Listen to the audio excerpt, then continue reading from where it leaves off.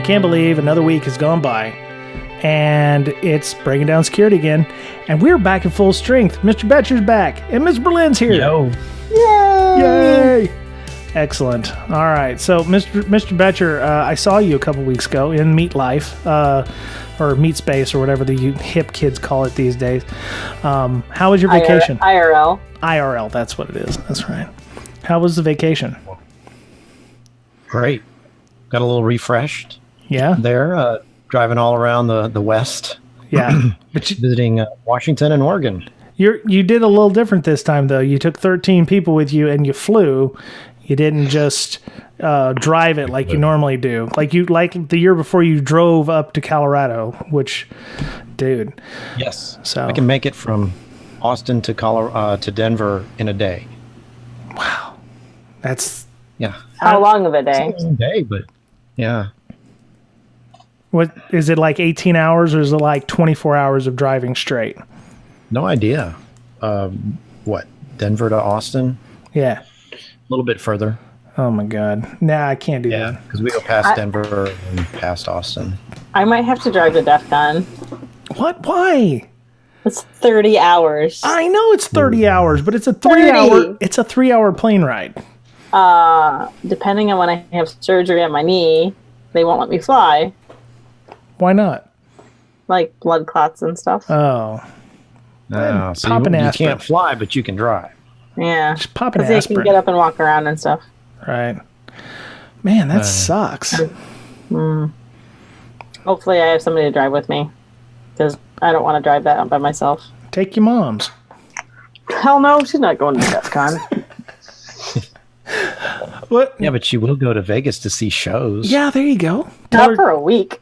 Tell her she can go there's to a lot of shows. Tom Jones or something, and you go Nobody wants to go to Vegas for a week. Yeah, I don't want to go to Vegas for a week. That's true. All right. So you're actually, speaking of Vegas, they haven't announced it like on Twitter or whatever, at least that we could find, but you're going to be speaking and keynoting. You're the closing keynote for Diana Initiative 3.0. I am. Fantastic. Yeah, I'm excited. That is awesome. I'd like to remind people that Mr. Betcher and I are available, actually, for keynotes. if you know. I'm just going to start forwarding people to you guys. Please don't. Please don't. Please. I am. After this last month, I am done. Oh, really? I'm so done. No, you're a thought leader now. So No, Yeah. no, I'm not. Mr. Betcher would love to do a keynote. Unless it's in Europe again, and then I'll talk about anything. Yeah, I'll read the phone book of the greater Berlin area or whatever. If somebody will invite me over there. So, all right. Well, wanted to do some talking here. We have a topic, and it's one that kind of hit me because I've been reading the stories on this stuff, and I wasn't exactly sure. I read the one from SC Magazine, and it was talking about the insider threat issue that happened at Tesla. And, Tesla is kind of near and dear to my heart. I've got money down actually for a Tesla 3. I'm waiting diligently for my Tesla, Mr. Musk, if you could just see your way to, getting it delivered to me. I'm kind of a big deal on the internet, so, you might want to help a brother out. But, apparently they found a guy who was sabotaging the code base and did it out of spite because he admitted he was passed over for promotion. And he did it because he was trying to get back at people, which was quite interesting. So I thought we might talk about that today. It's an adversary that a lot of companies are like, oh, we don't have to worry about, if you can't trust your people, why do you have a business, that kind of stuff. But it's like your best friend, they're your best friend and they know how to hurt you real bad. And having a set of checks and balances for things is never a bad idea. True. Very true. There's insider threat too. Is there? Marketing hype, because they define it loosely, right? So if an outsider gets somebody to click a link, well, is that an insider threat because one of the employees was helping the adversary unbeknownst to them? Right. Is that the difference between manslaughter and murder? You know, it's like one was done knowingly and one was done unknowingly, or, Right. You know, that kind of makes sense. So anyway, I am looking at the SC Media article. So, let's see. I guess Elon Musk alerted everybody to a factory fire. They said that it was sabotage was afoot, and is this the news article? Is a different one? No, he's making direct code changes to the manufacturing operating system under false usernames and exporting large amounts of sensitive data to unknown third parties. I'm interested to know if the code changes caused the fire, or if he also just set something on fire. Yeah. Well, I'm not sure about that. I think that actually the fire was part of a separate incident, but.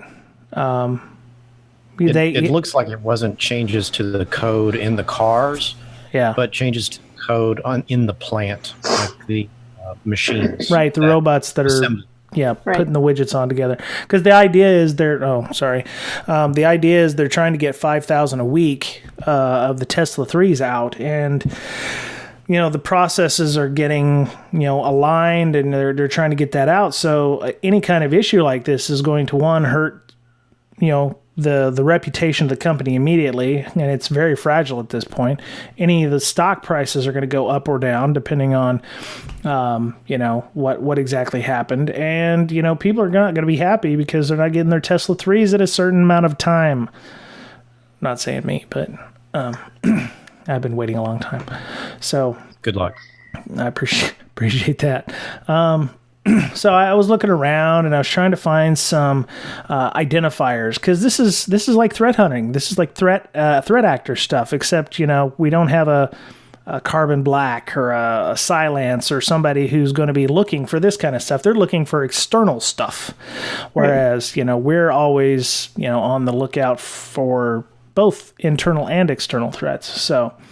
We found a fairly interesting list of common insider identifiers, and they broke them down. So they said most researchers identified that insiders mainly show antisocial behavior that may include, but not limited to, Machiavellianism, narcissism, and psychopathy. Wow. Yeah. Of course, I guess. So it should be screening our employees for. Traits. Yeah. Well, I think that's why they do. Most of the narcissists I know have made it to management. Yeah. That's why I took all those psycho tests. Well, that's why they do the INTJs and all that stuff. They want to know if you have a personality that's going to work in that environment. And, if they're one of the questions is, I enjoy selling information of my current company, then, they're going to find you not hireable. You should start asking that upon hire. Have you or would you like to sell the company's information? So it's really difficult, in the hiring. You got to get it right in the hiring. So how in the world would you figure out that Bob is not going to make a good fit because he, in a few months is going to end up stealing some pens and then, all of a sudden moving up to selling your code base to other countries, right? Yeah, I think it's the same thing like fishing. It's, all they need is a carrot. And all they need is a whack of that stick, or some kind of bad downturn. It may not even be something that they have anything against. It may be, oh no, all of a sudden my spouse is taken ill and we've got $300,000 of medical bills that we can't pay, and this guy came by from company X and is going to give me $250,000 to pay something off. That's a mighty big carrot that somebody who's desperate to, pay off something that would put them in debt would do. I mean, and, hopefully your employees are going to be telling you, hey, our insurance sucks and I owe $300,000 because my wife or, family member has cancer or something. And so, those are things that you hope that they'll let you know about, or, hey, I won the lottery, so now I have no reason to work here anymore, but I'm going to still work here because I, am I'm crazy I'd or be something. bored, right? Yeah, bored. Yeah. So kind of reminds me of a study that was done, and I read about this a few months ago, where they took employees and divided them into two groups. Each had a manager, and they had a contest. So one of the teams would win. Separated them into teams, and one of the teams performed ethically, and the other one cheated. okay. Their management cheated intentionally, but they didn't tell the employees that they were, this was a test, obviously. Right. And then of course, the team that cheated won the contest, and then they asked everybody on both teams whether or not they wanted to switch teams. And so some of the people on the winning team that cheated wanted to switch. They didn't think that was a good way to win or whatever. Right. And of course, keep in mind that they didn't know that this was a test. And then there were some employees on the cheating team that wanted to stay on the cheating team. Now they found out that the ones that opted to stay were something like, 20 times more likely to steal from the company, to, take intellectual property, or to cheat the company in some way and act unethically, not just to benefit the company, as in the case of winning the contest, but also to go against the company. Right. Well, to benefit themselves. You've shown a pattern of behavior, right? Yes. Yeah. So, I mean... if you think it's okay to cheat for the benefit of the team, you're also likely to think to cheat at the detriment of the company to the benefit of yourself. Right. So I think it makes more sense. points towards them, whether they're a part of a team, they win, or whether it's against a team, but for themselves, they win. Right. Right. So we did have... I'm just wondering, how do you account for that sort of, like in an interview? I don't know. That's something that I'd like to know. Right? Do you can you highlight those traits in interview questions based on their answers? Yeah, it might be something to look up, to Google. Yeah, I mean, you might be able to ask a scenario question like, I don't know, give me a time where you, acted unethically, but Nobody's gonna say that. maybe you could like give me an example of a time where you had to color outside the lines to get something done.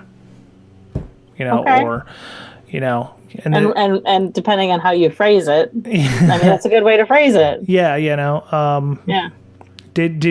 Have you ever had to bend the rules to, get your job done? Right. So, yeah, I had to skirt this safety requirement to get my stuff done. Well, right. I had to push Jim down the stairs because he was just like getting in my way. Well, it was a hip replacement, dude. Project had deadlines. Come on. The poor bastard I can tell you, one of the first talking about like unethical behavior. This isn't really a tech story or anything, but one of the first jobs that I had was working at Tractor Supply Company, and the branch manager at the time, like we would have inventory or whatever, like all stores do, like once a year, right? And automatically, like a couple days before the inventory like control people were supposed to come around, we would end up with like a visibly used lawnmower and chainsaw and log splitter and very, very visibly used, just like next to the brand new ones. God. Surprise, our inventory is on point. Yeah, we're 100% again. Yeah. That's awful. Wow. That's also a store that had zero security controls, technically or physically. Well, in retail, they have the loss prevention stuff, and it's a big deal because, it's become more of a big deal now. Right. And I saw a story about Walmart doing that. They're like, oh yeah, Walmart's, still like checking, receipts of people who are leaving the store and, for loss prevention purposes. And, they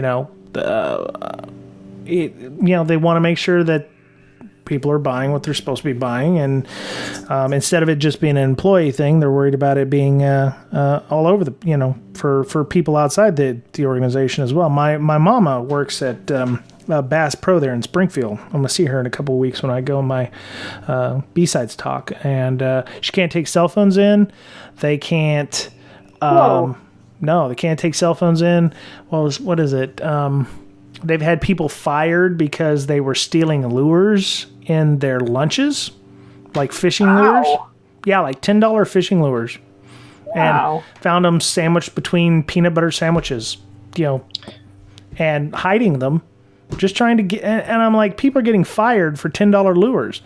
So, I mean, they found that. I heard that they found him because he bit into his sandwich and they had to take him to the emergency room to get stitches. Well, I don't think. Caught a big one. Yeah, that. Yeah. So, we got a 200-pounder here. Yeah. And yeah, they check your pail, you go through metal detectors, all that kind of stuff going out during the day, not coming in so much. Wow. Yeah, I mean, that's like ultimate man trap. So I'm surprised, but again, I guess I'm not surprised, but people get fired for $10 worth of merchandise, which you have to wonder, are they doing it because it's a game?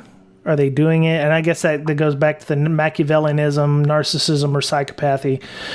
Are they doing it because it's fun? Are they doing it because, they're just trying to screw the pooch, screw the company out of some stuff, or they think that they're better than the company? I don't know. So I can tell you everybody that worked at that Tractor Supply stole stuff. Borrowed. Because obviously they brought it back. Oh, no. Oh, Are you really? including yourself? Oh, yeah. It is literally the only job I've ever stolen anything from. Borrowed. And I okay, borrowed, but I still have some of it. I was at Tractor Supply today, believe it or not. Really? Okay. I didn't take any of them, except it was that I paid for. I didn't take things that cost thousands of dollars, but it was like a pop here or like whatever. Oh, okay. Yeah, I'm looking at something right now. I borrowed about 18 years ago when I lived on Diego Garcia, and I figure I could take it back one day. Yes. I'm looking at it right now. It's a pool rack for an outdoor pool table, and it's it was more of I hate to blame it like on the culture, but I mean, if I wouldn't have seen like the manager stealing thousands of dollars worth of stuff, I probably wouldn't have. That manager doesn't still work there, does he? No. Okay, good. All right. Actually, most of the people got fired because they were taking stuff off the shelves and exploding pipe bombs in the back. Wow, y'all get bored, don't you? Yeah, that's what happens when you live in the middle of nowhere. Goodness. All right. So back to. So we should actually talk about technical. Let's stuff, get back on the technical insider thread. Sorry about the. No, that's okay. I love hearing the stories about stuff that people borrow. But yeah, so on the information system side, we found this actually article on Wikipedia, which was very interesting. But apparently Cisco, the networking company, has published a list of common behavioral indicators for known insiders. And, we'll go through a good majority of them, but we have link in the show notes to various ones here. So, attempting to bypass security controls. So, they attempt to, elevate privileges where they don't necessarily have them, or requests for clearance or higher level access without need. Now, the funny thing is, I've actually done that, but it was only because I wanted to make myself more valuable to the company, and I knew I could get a clearance. So I'd be like, "Oh, we doing any classified stuff? Because I can get a clearance." And it's like, I realize that now. I'm like, well, okay, probably. That count like VPs and stuff that want like direct database access or whatever. Right. Yes. If you don't have a business need, why do you want it? Well, because I want to look some stuff up. Yeah, and I'm a VP, so it's not a business need. Yeah. Yeah, they don't even give you a why. They're like, because I signed your check. Yeah. The first one you mentioned, though, attempt to bypass security controls, that could be seemingly benign, like, well, I just wanted to, install this thing and, or, Yep. yeah, I just wanted a, a bigger monitor or a faster hard drive. So I went ahead and, put in for that and convinced, IT that it was okay. Just little things like that. Yep. Those are red flags. Yep. Yeah. Right. The more I look at some of these, the more of them they can be grouped in together, like, attempting to bypass security controls, attempts to access restricted areas. Let me see, chronic violation of organizational policies. A lot of this stuff is, trying to get where you're not supposed to be, or trying to, gain what you're not supposed to have. And a lot of these are like just like poor performance and behaviors. So like, right. Irresponsible social media behaviors. Yep. Complaints That's right. of hostile, abnormal, or unethical behaviors. Mm-hmm. Use of like excessive use of negative language. Yep. If you have a policy against USB drives, right? You can't plug in USB drives or personal USB drives even, and people bring their USB drives and plug them in, and you have some employees that do that 2, 3, 4 times. Mm-hmm. Even after you tell them, look, there's a policy against this. What are you doing? Right. And they think they're not going to get caught. But that is probably an indicator of other things that they may be doing. Right. Right. So you really have to keep tabs on those particular employees.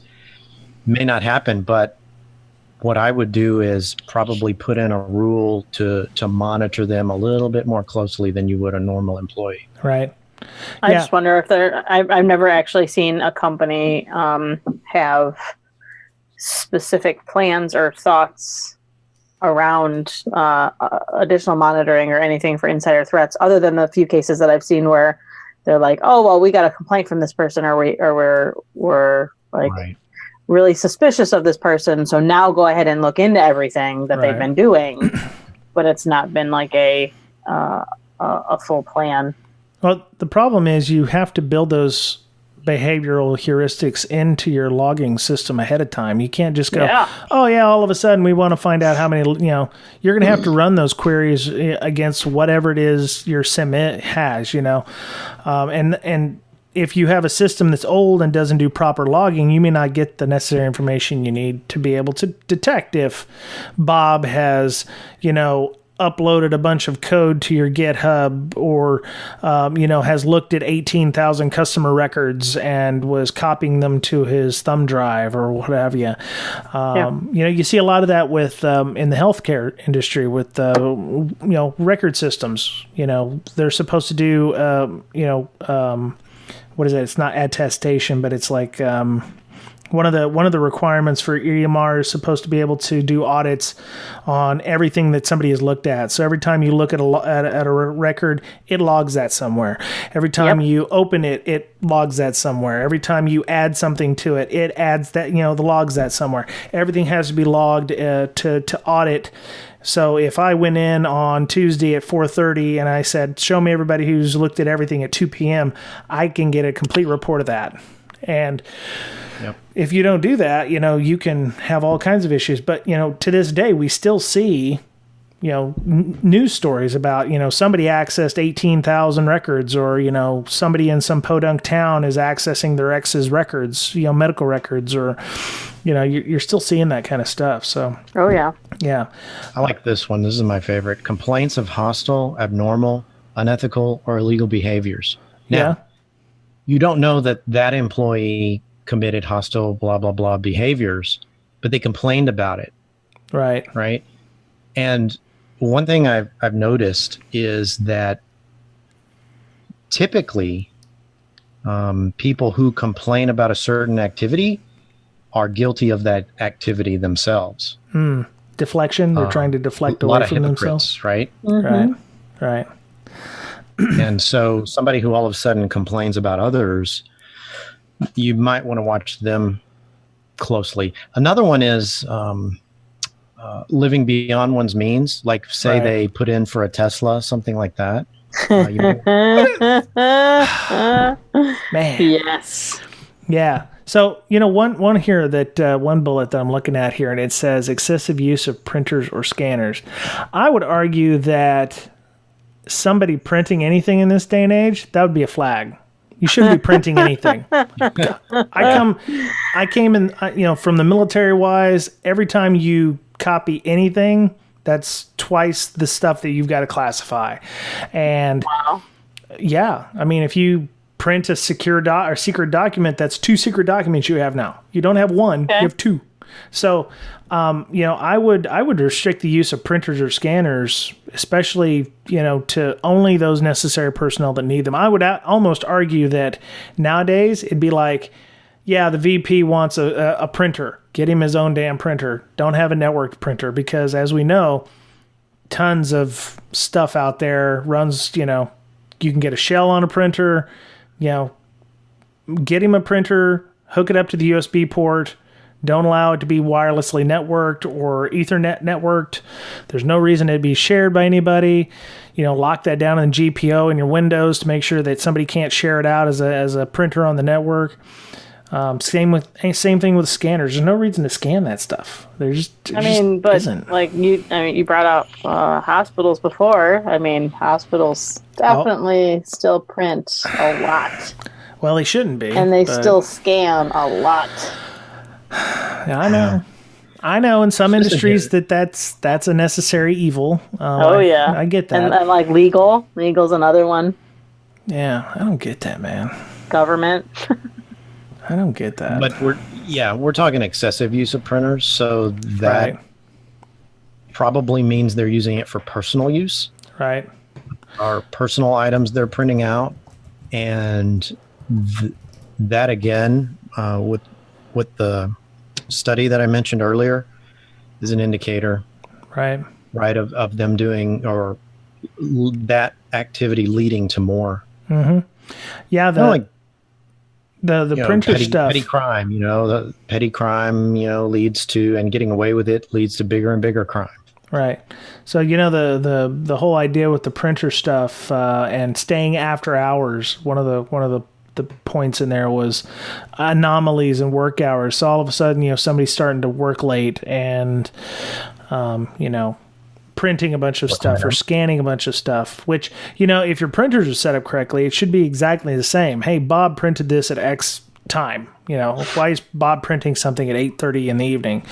The scanner was used to scan 8,000 pages. Why is there a need to scan 8,000 pages? So those are the kind of anomalies that you should see, and you should be able to run reports against that and to see, okay, on these days we saw spikes in our usage, which can be, definite indicator of naughty business. Excuse me. Unauthorized external storage devices. If you see anybody FTPing, connecting on port 22, 21 to the internet, it's a big red flag. You should get an alert. First, they shouldn't be allowed to do what? To connect over FTP to the internet. Oh yeah, yeah. I saw FileZilla. People were complaining about FileZilla having stuff bundled in it, and people were like, well, why are you even using FTP these days? And I'm like, oh yeah, some older systems still require FTP use. And I'm like, God, it's just... FileZilla does SFTP and FTPS and stuff too. Yeah, but if the service you're connecting to only does FTP, then you're still screwed. Try to limit the use of FTP. Actually, I would... There's a method to that, though, that if you use FTP, it's easier to intercept and look at versus SSH. So if you're worried about that, remember that you can sniff the FTP traffic and see what somebody's uploading using like Wireshark to reconstruct the stuff that was moved. Irresponsible social media behaviors. What is that? Posting on... my Twitter daily.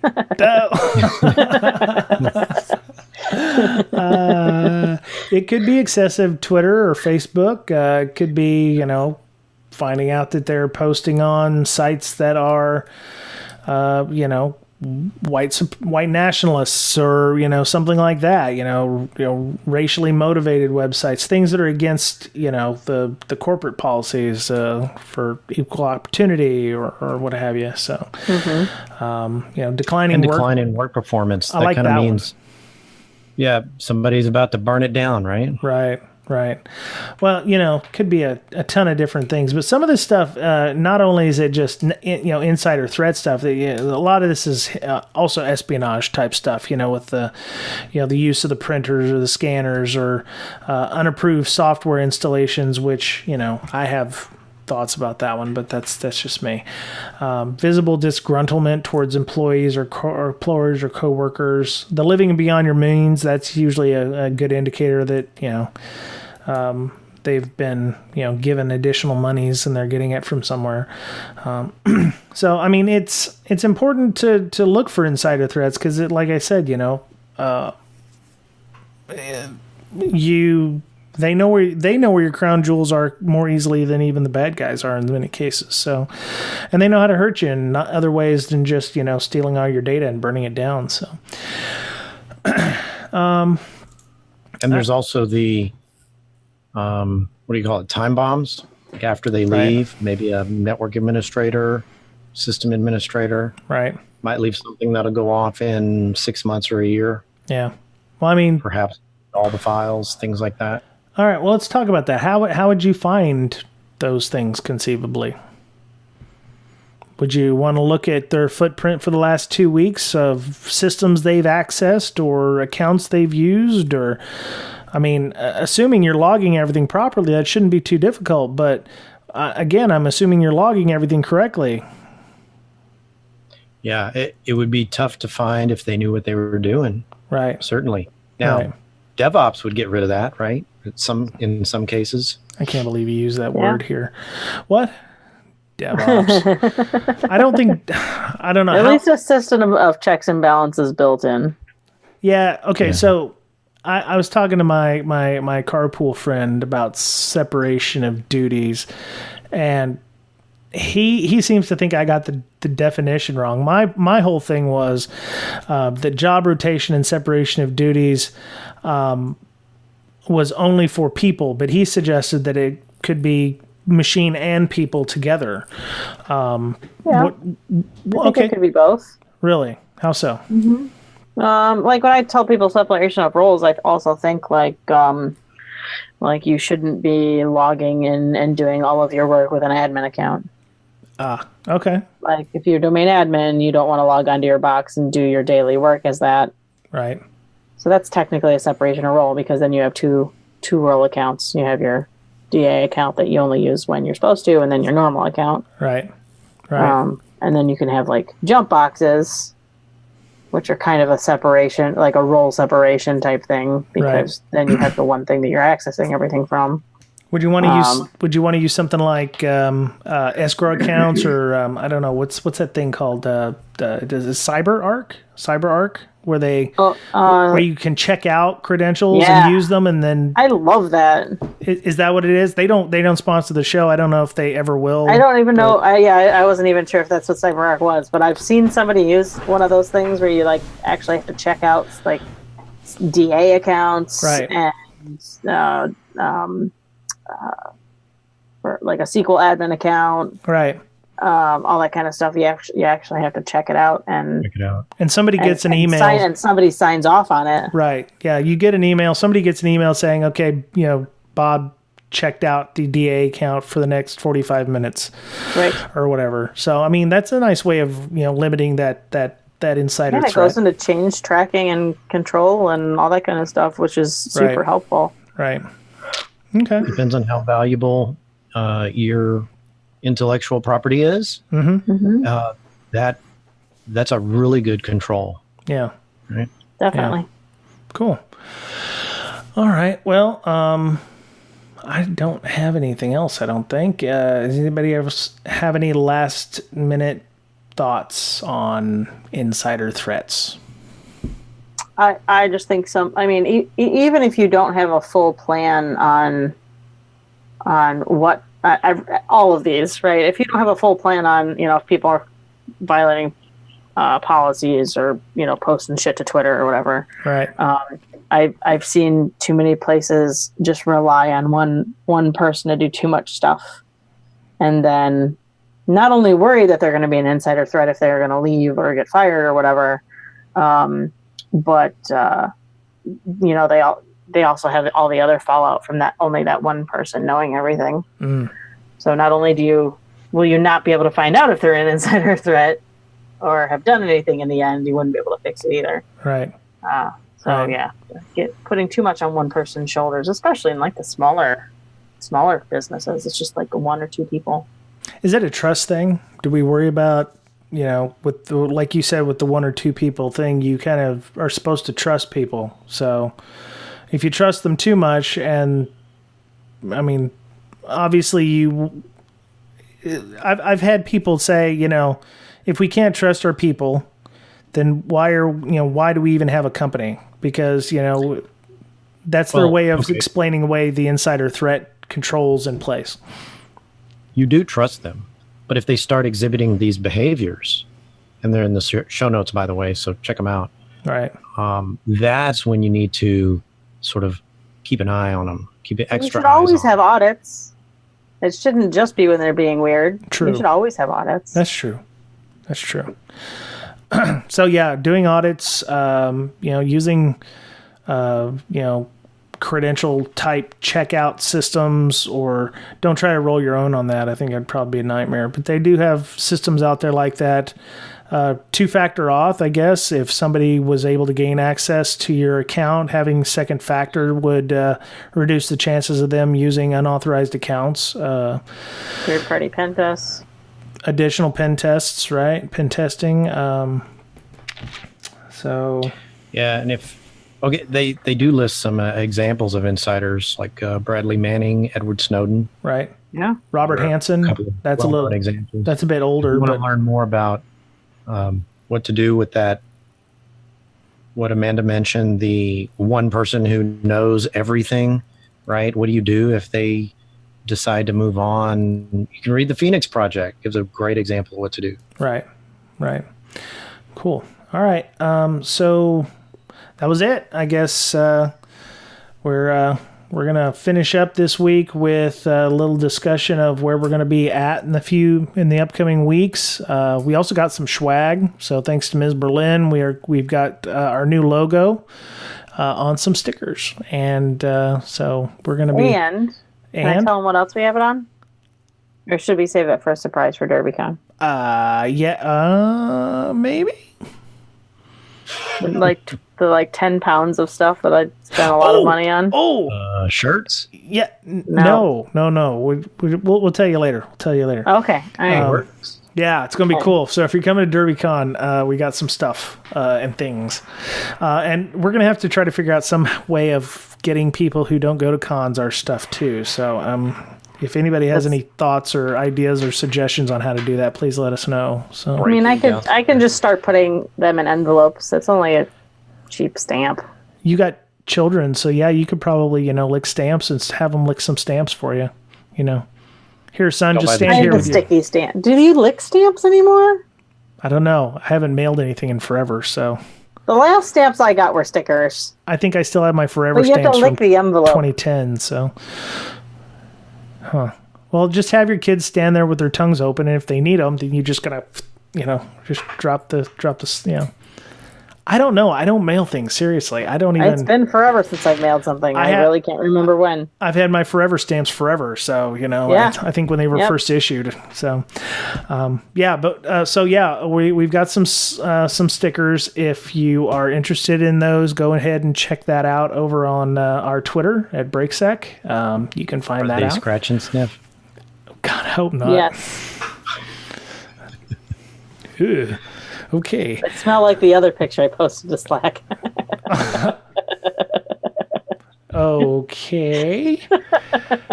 You're not talking about my cat, are you? I was, but no. My cat's chocolate starfish ended up on Slack earlier. That's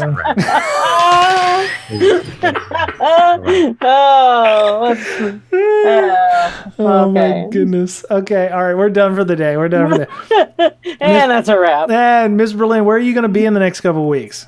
Nowhere. I am staying with my children and not going anywhere until DEF CON. How was B-Sides Cleveland? Amazing. Oh yeah? It was cool. Really nice. Awesome. They do a really, really good job. It's in a great place. It's just a short 1-day conference, and then afterwards all of us went to a drag show. Oh, very nice. I would come, but it's only a day, so it'd take me a day just to get there. So I know.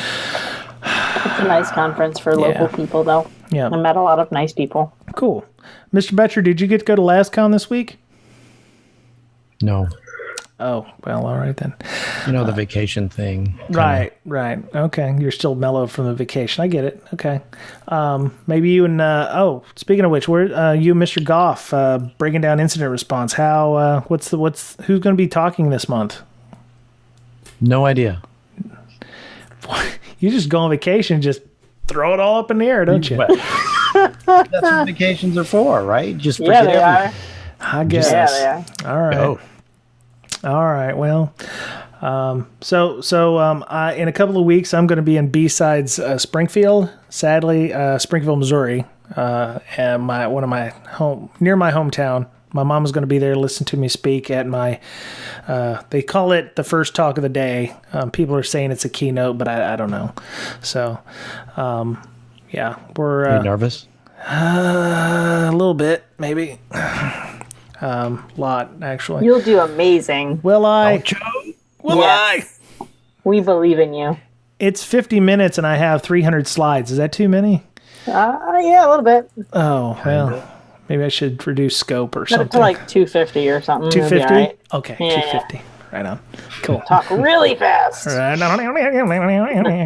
right. So yeah, that's the weekend of. Oh wait, that's the 13th and 14th. So I will be in Springfield during that time.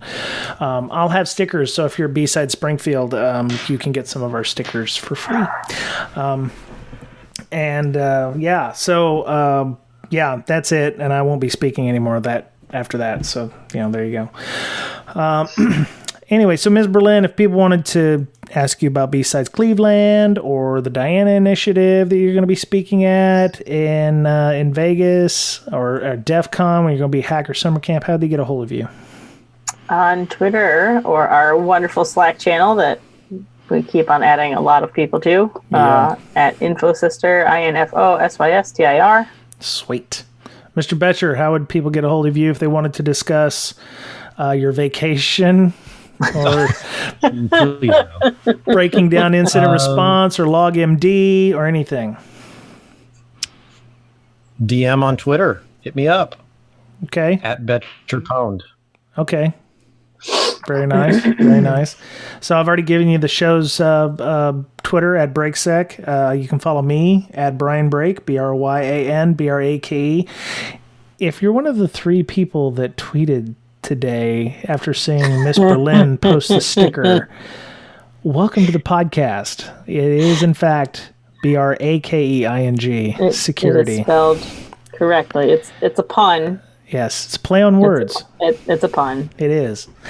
As I was telling Miss Berlin before the show, if we didn't call it Breaking Down Security Podcast, it would have been called Adrift in the Security Sea, which was crap. So I'm glad you did not pick that. Yeah, me too. You can get on our Slack if you want to DM us on our Twitter at BrakeSec. We'll get you into our Slack. We're pushing 1,300 users and 400 active users, so that's or 500 active users, which was crazy. We're at or you can email us at bds.podcast@gmail.com and we'll get you hooked up with that. So we have a Patreon, so we appreciate our patrons. Your money is actually helping us get our stickers. So if you're a patron and you want one, let us know. We'll send you some. And we have maybe something else that we can send you too as well. Some of the 10 pounds of, maybe. All right. Maybe. And yeah, we thank you for your patronage. So that's awesome. let me see. We're on Google Play, the Apple Podcast. If you are listening to Apple Podcast, please, leave us some nice feedback on there so other people can find us. We're on, what's that one that people use? Spotify. We're on Spotify. So, listen to us on Spotify. And, American Kingpin, which is the book that fine Mr. David Sybuck on our Slack, one of our moderators, is doing with us. I think that's tomorrow night. No. Well, maybe tomorrow night if I post this on Tuesday. It'll be a Wednesday. We're going to try to do one session of American Kingpin a month, and in addition to the Practical Packet Analysis 3rd edition, which we're also doing. So, you get those books, you read a chapter or 5 and come and you can discuss it with, other like-minded individuals. So we've got about, 5 to 6, 10 people or so in our book club that, like to learn things using the book club.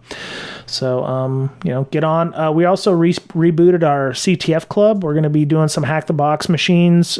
So if you're interested in doing that, get on our Slack, join our CTF channel, and we've got some noobs like myself, and we've got some seasoned veterans who are in there, and, we'll help you work through some of the problems, and you can also give back by helping us work through the problems. So, lot going on the Slack. So, had to get us another moderator, Miss Megan Roddy. I said that right? You got it. Yes. All right. Miss Megan Roddy, she's one of our newest moderators. Mr. Scott Pack, David Sybuck. I saw Scott this weekend. Really? Well, how was it? We hung out a bit. Good. Very sweet. He's a cool dude. So, all right. Well, we're done for this week. Everyone, have a great week. This has been Breaking Down Security. We'll see you next week. Be nice to one another, and we'll talk to you again soon. Bye-bye. Bye.